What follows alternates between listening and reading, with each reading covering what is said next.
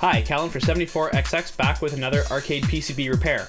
This time I've got a Nintendo Versus board on my bench and I don't even know what game is on it, so let's find out together.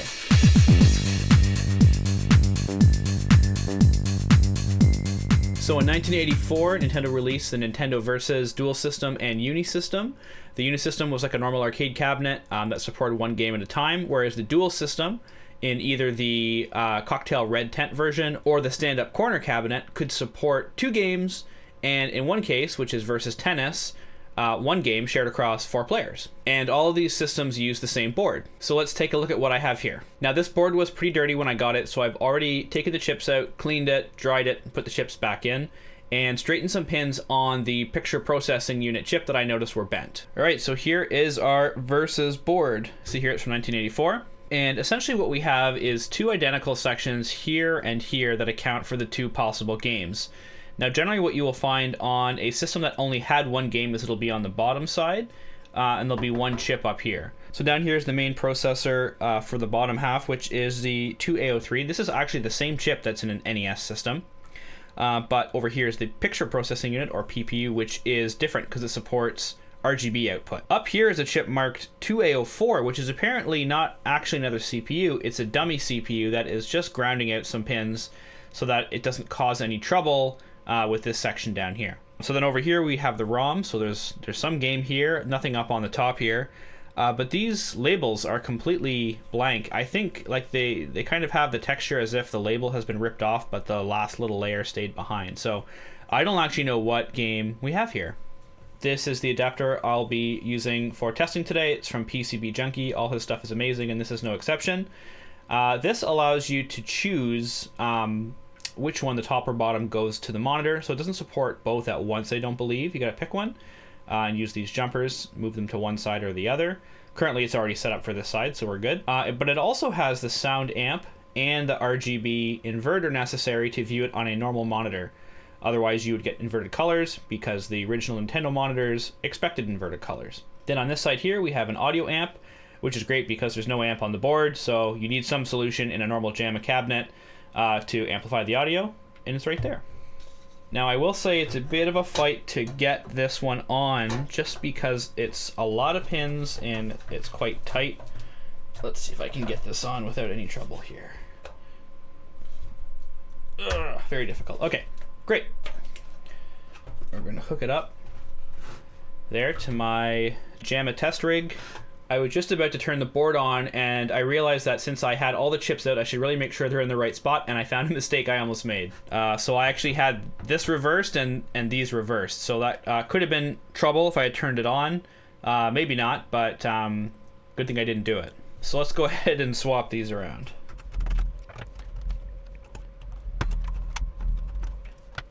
While I have it out here, there should be a label that would tell you what game this is for. This is the RP2C04-0004, and I'll talk about that a little bit later on once we figure out what game is on here.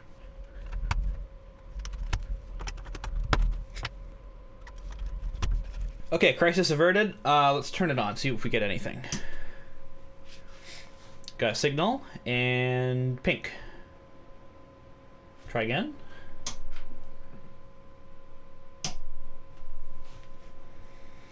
Just pink. Okay, well we have sync, so that means the picture processing unit is at least sending us a sync signal and just giving us a color. I don't, probably exactly the same as the old NES. When your cartridge wasn't in there just right, it would just give you colors. Okay, I think our next best bet is to pop out one of the ROMs, try and read it, and see what game this is supposed to be. Okay, I'll just grab one here. Here we go. Okay, we're going to use XG Pro. I have my T48 programmer as always. Already set on 2764, that's what I need to read.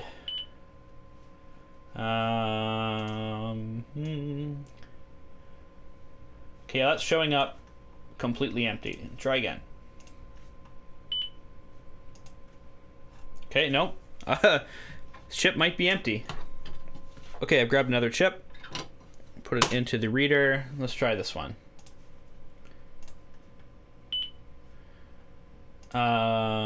Okay, nothing again. Let's try a different EEPROM device just in case. Okay, so I have the first ROM in my high-low systems all 07, which I generally use for smaller devices anyway. So let's try this. This is a 2764. The chip is in there, so let's do a read. Okay, checksum is showing nothing. All right, well, I'll check the other ones off camera, but I think these might all be blank.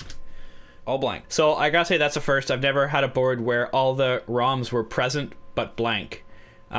It's most likely that these were taken out and erased and then just put back in the board for later, I guess. It's not likely that these went blank from exposure to sunlight or anything like that.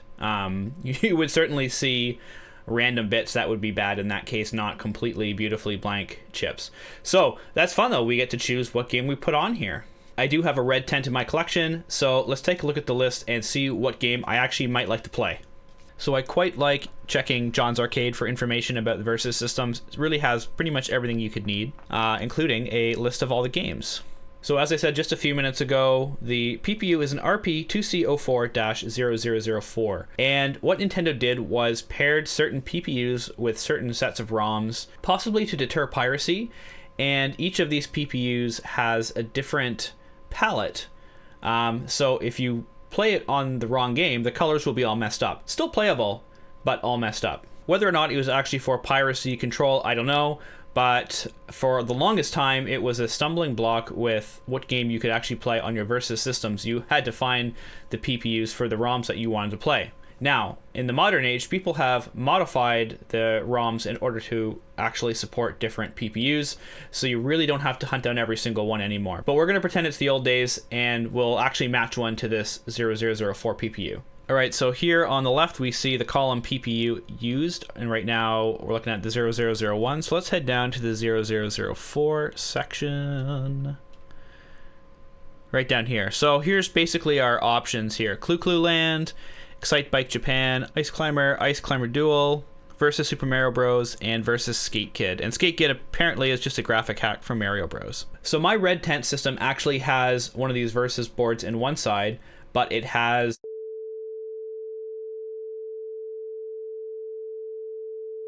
I think should be on any Nintendo machine is Excitebike, and that matches our PPU, so let's burn the ROMs for that one. Most of these are Intel D2764A. So Intel D2764A, okay? So once again, I'm using my older EEPROM writer, which I found to be a lot more reliable with smaller ROMs. So this is a 64 or 8K per ROM. So let's start with, let's just go down the list, I guess, here. So MDS-EB .8B. 8B will be the location on the board. The full file name for this file here is 2C04-0004, so we know we've got the right PPU. Okay, so let's do this first one. Yes, and program. Right, it's happily programming. All right, so this is going in 8B, so that would be right here. Okay, 1 out of 6. So I noticed down here, this pin was broken on this last ROM, so I'm going to just replace it. Some of these pins are pretty corroded anyway.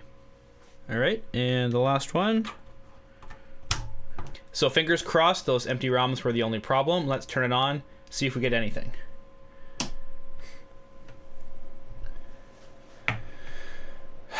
A blue screen. Oh, pink screen.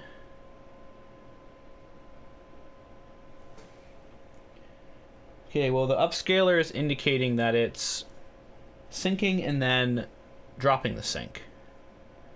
Like it's resetting, almost like an old Nintendo might. Let's look at the CPU schematics next. So here is our Versus system schematic. It's very compact. There's actually not really a whole lot going on here. We're going to be looking at the bottom section, CPU down here. Zoom right in. So let's take a look at pin 3 of the CPU and see if it's causing that reset that we're seeing on the video signal. So 1, 2, 3, low, high, low, high. So that is doing the reset. Let's see. Huh. I pressed on the ROMs there and stopped resetting. There's the screen. Let's reset it here. No, back to resetting again. But look at that. If I press on one of the ROMs, I can stop the reset. So I think we actually got an issue just with connections here. So maybe I'll try and spray these sockets here. I mean, I assume these are the program ROMs. Let's take a look back here. I'm in the vsnes.cpp file on MAME. We're using this ROM set Excitebike J. Yes, and indeed it looks like 6D, then C, then B, then A is for the CPU, and then the other two below it are just for graphics. I'm gonna take these out and spray the sockets. They aren't great. Well, I'm out of cleaner, so let's try a little just isopropyl for now.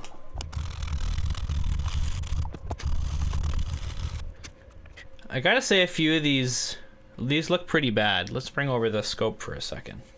So here is the leftmost socket. This isn't the worst I've ever seen, but it's definitely possible I'm gonna have to replace these sockets to get them to work.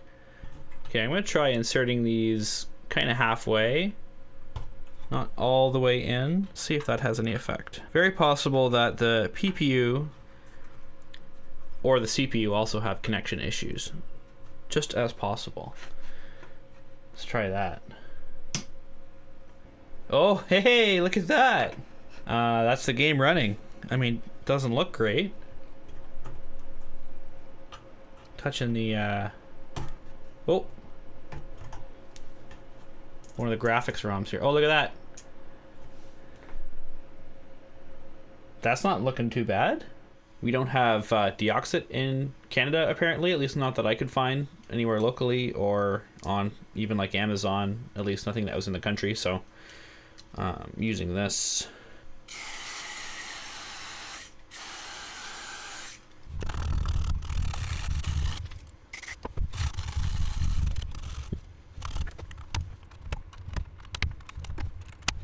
Okay, let's see if we got back our game. No, it's not looking very reliable. Seems like if I have the ROMs half inserted, they work okay, but these sockets are not so great. I'm just gonna go ahead and replace these 6. I haven't had any issues with the PPU or CPU, so I think I'm gonna leave those alone. And these ones at the top don't look so bad.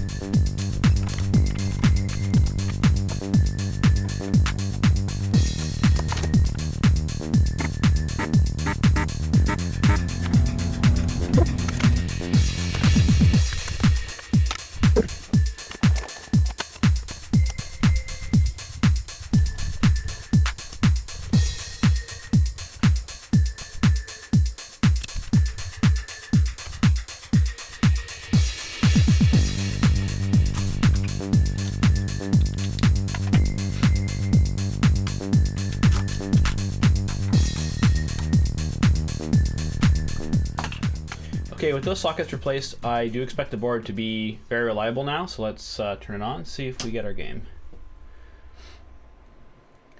Oh, almost. So the program ROMs are fine, but the graphics ROM is doing something weird. Let me...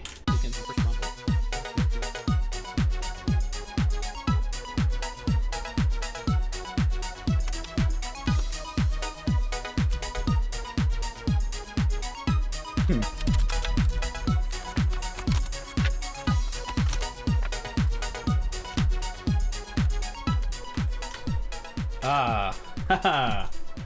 Okay, well, at some point I had switched around the two EEPROMs and didn't notice. Alright, so next thing I was going to do is compare it with MAME and see if we have any remaining issues. We have our usual slight color differences, and it looks like MAME is a little bit wider in the aspect ratio, but that's okay. What we're looking for is any differences in the graphics. I think basically once the program is running, we're not going to see any differences between the program, but all looking good so far. You can see that MAME crops off the background color that extends beyond the playfield. Let's put a coin in on MAME.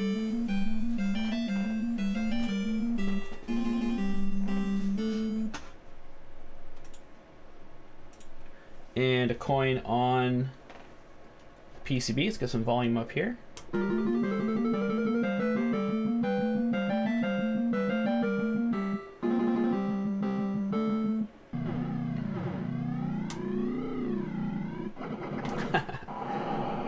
All right. Okay, so the bottom half of this board is working. Might as well do the top half as well. I'm going to borrow a PPU and a CPU from another board I have lying around because I don't have any extras, but we can at least test it out. And I have an idea for something interesting we can put in for a game. All right, so for the top side, I'm going to use a adapter board that is actually typically pretty rare, but someone has made a reproduction of it and made it available for free. So I had a few made, and I've got one here. So this is an adapter board for versus Castlevania or versus Top Gun. This reproduction was made by Golden Potato in 2021. The board design files are available for this online if you do a search. But yeah, I got a few of these made up, so let's go ahead and use one. So it'll be oriented like this on the board, with the PPU and CPU sockets, at least the right shifted ones, fitting in right there, and PPU and CPU will be slotted in over top. It also has room for one ROM, one RAM, and then a couple of support chips over here. So this is kind of like a mapper on an NES cartridge.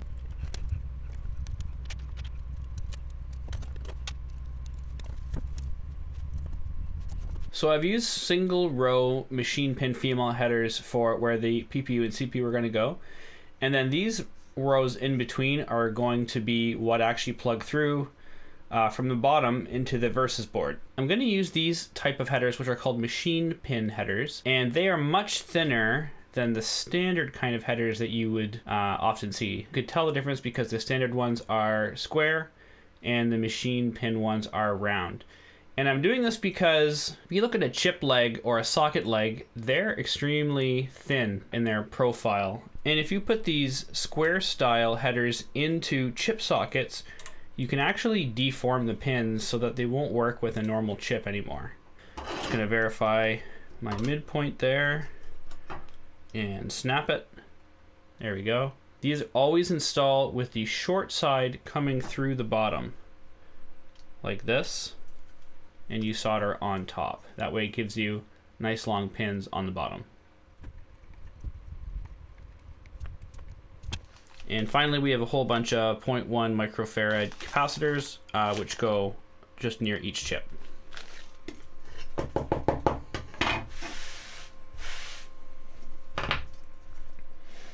All right, that's all put together. I'm gonna give this a spin in the ultrasonic cleaner. Just try to get all that flux off at once. So here's my red tent. You can see on this side I've got Atari RBI Baseball. I already printed off a versus Castlevania sticker from when I ordered those PCBs, so I'm ready to install it.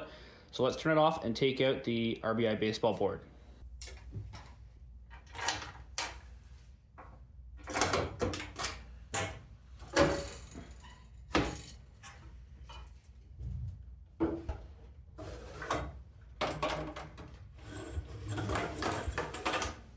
So you can see this board only has one game on the top portion of the board, which is for this side of the machine and this monitor. The other side has, but we'll investigate that another day. So this is the Versus board from the red tent, and the baseball board is up here. I'm just gonna remove the PPU and the CPU from this and use it in our Versus Castlevania on the other Versus board. I recently got one of these IC pullers. They're quite nice. Gives you even pressure when you're removing chips. So back on our Versus board, gonna remove that dummy CPU from the top half here. Gonna take my time installing this because if you bend any of these pins, you can break them. That's the one downside to these machine pin headers. So I need to take some time and make sure that they are lined up perfectly. Okay, that felt good actually.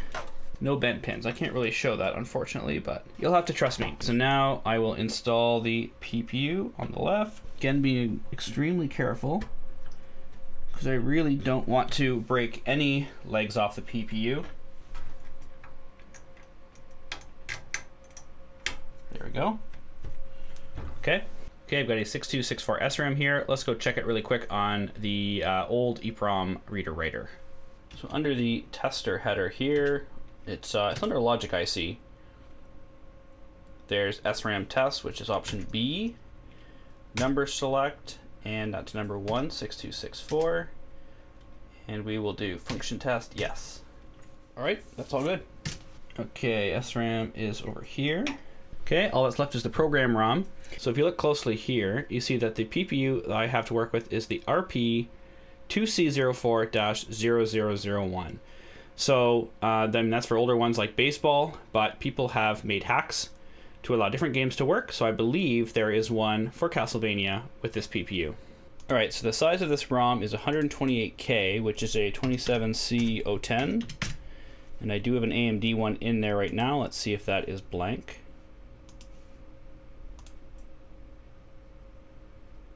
Okay, that's good.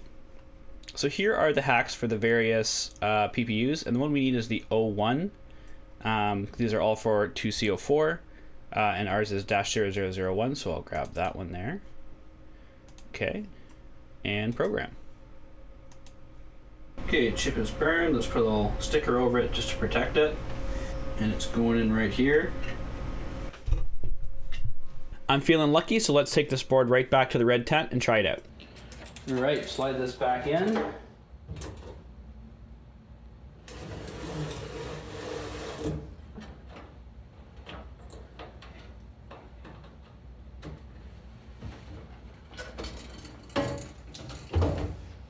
Let's give it a shot. Metro Police Academy Trainer version 1.5. Oh, so we got Castlevania ROM out. But that could be because the CRC is bad. Oh yeah, look at that. We're up. Got a quarter.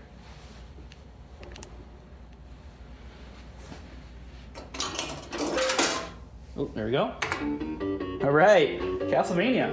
So yeah, everything is working. We've got the right colors, sound is working, controls are working. All it needed was something to be populated in the board. All right, so with that, the board is repaired. Both sides of the game are working, and it's ready to go into maybe another red tent that actually needs both sides. I think I'm gonna keep the Castlevania board from this, put it in my other Versus, which only has one game in it. This one will probably go on the market. And hopefully get someone's red tent or someone's maybe the corner style dual system working again. And I want to say that I have so many videos and projects on the go right now. Please watch the channel for more things coming up. I have one really big one that I plan to have ready for when I hit 1,000 subscribers on YouTube, but I realize now I've just hit 2,000. It's going to be a great one. You're not going to want to miss it, but I think there will be some more repair videos before I get that one out. So until next time.